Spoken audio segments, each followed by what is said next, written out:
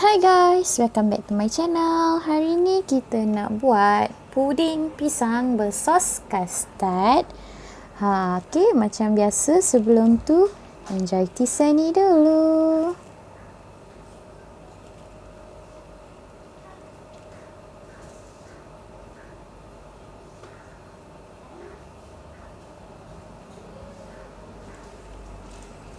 Okay guys, bahan-bahan dia mudah je. Okay, mula-mula sekali masukkan dalam periuk 1 tin susu cair. Okay, tapi korang jangan buka api dulu, sebab kita tak nak bahan-bahan kita berketul. Okay, kita masukkan 1 tin susu cair. Lepas tu ambil tin yang sama, kita sukatkan separuh tin air apa-apalah, air masak ke, air kosong ke, air apa-apa ke. Okay, masukkan dalam periuk juga. Lepas tu 2 sudu besar gula pasir. Okay, kalau korang nak manis korang boleh letak lagi, tapi macam aku suka macam light je manis dia tu, sebab nanti pisang tu dia akan manis juga. Jadi lepas tu kita masukkan pula daun pandan yang diikat simpul, sehelai je. Kita kacau-kacau bagi gula tu melarut dekat bawah. Lepas tu kita masukkan 1 biji kuning telur. Okay, kuning telur ni korang masuk je. Aku suka buat macam ni sebab telur kan ada urat dia kan. Aku tak nak dia jadi berketul kat dalam tu. Aku suka pancurkan dia supaya tak ada urat dia tu dekat dalam kita punya bancuhan sos nanti lah. Okay, lepas tu kacaukan dia bagi kuning telur tu sebati dengan bahan-bahan yang kita dah masukkan tadi. Dan akhir sekali kita akan masukkan 2 sedu besar tepung custard. Okay, sebab itulah aku cakap jangan buka api dulu, sebabnya nanti tepung custard ni akan bergumpal.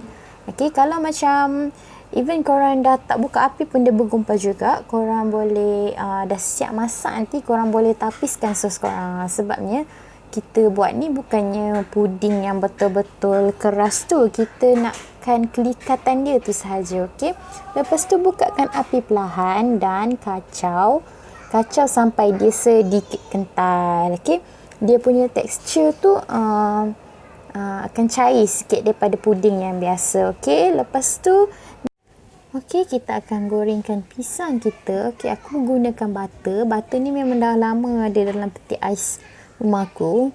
Okay, kalau macam korang tak ada butter, korang boleh gunakan mentega ataupun minyak. Tapi kalau korang nak pisang tu ada wangi sikit, macam ada flavor sikit, korang boleh guna mentega ataupun butter. Kalau minyak tu dia akan just rasa plain sahaja. Okay, lepas tu kalau korang gunakan butter, korang jangan bagi dia panas sangat lah.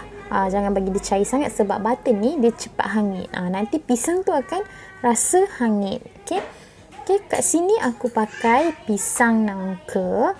Jadi kita masukkan semua dekat dalam pisang nangka ni kita masukkan kat dalam kuali. Okay, korang boleh tengok aku punya butter tu tak berapa cair sangat sebab aku tak nak dia hangit. Okay, tujuan kita gorengkan pisang ni, kita nakkan dia caramelize dan gula-gula yang ada dalam pisang ni akan keluar dan dia akan jadi burn sikit. Bila dia burn, barulah sedap manis-manis tu keluar. Okay, dia punya sos tu tadi tak berapa manis, tapi pisang ni manis, dia akan seimbangkan rasa resepi kita ni. Okay, pisang ni kita goreng togel je, kosong je, tak ada letak tepung ke, letak garam ke apa, tak. Okay, just dia dan butter dan terbalikkan je macam biasa. Okay, lepas tu macam dia dah brown sikit, kita dah boleh angkat lah. Jangan sampai dia hitam sangat, nanti dia pahit. Okay, kalau korang nak tahu bahan-bahan yang kita gunakan dalam resepi kali ni, korang boleh rujuk di description dekat bawah, aku letak dekat sana. So korang boleh tengok juga aku punya semua sosial media dan korang boleh follow. Okay, tu tengok dekat screen sekarang ni. Okay, lebih kurang macam ni. Macam ni korang dah boleh angkat lah. Dah boleh angkat, dan kita akan ajarkan cara macam mana nak dekor dia sekejap lagi. Okay, nampak tu.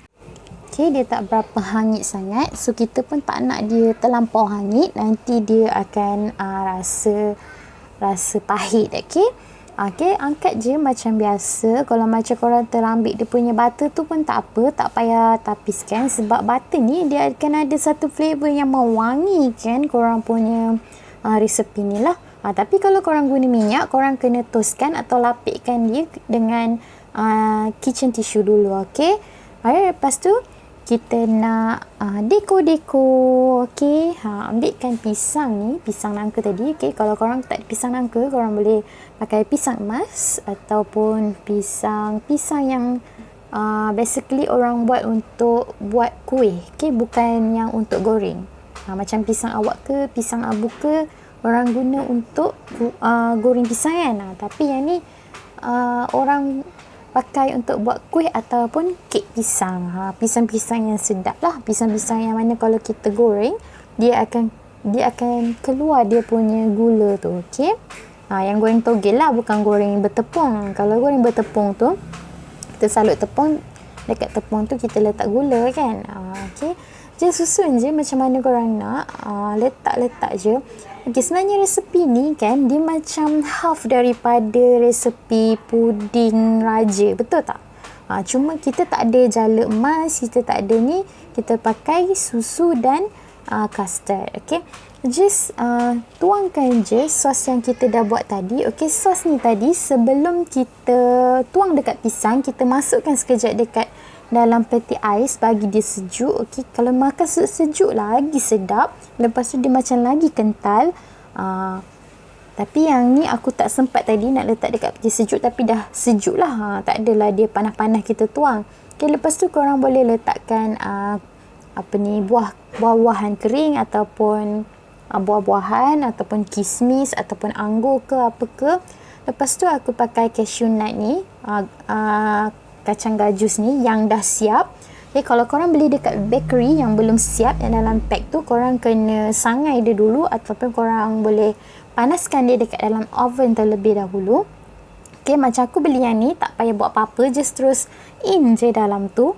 Okay, lepas tu bagi aku resepi ni, korang lebih sesuai pakai buah-buahan kering lah daripada cherry ke apa, sebab buah-buahan kering ni dia ada rasa manis, so dia balancekan flavor dengan sos tadi yang tak rasa manis. Okay, bukan tak rasa manis, dia sedap sebab rasa custard, tapi dia tak ada rasa manis tu. Jadi dekat buah ni lah nanti rasa manis tu akan keluar. Nampak tu, lebih kurang macam ni. Just campak-campak buat sos, goreng pisang, lepas tu tuang-tuang, campak-campak je, decoration dia dah siap. Puding pisang bersos custard is done, ready to eat. Okay, korang kalau nak lebih lagi video masakan, boleh klik mana-mana link yang ada dekat skrin ni. Terima kasih, jangan lupa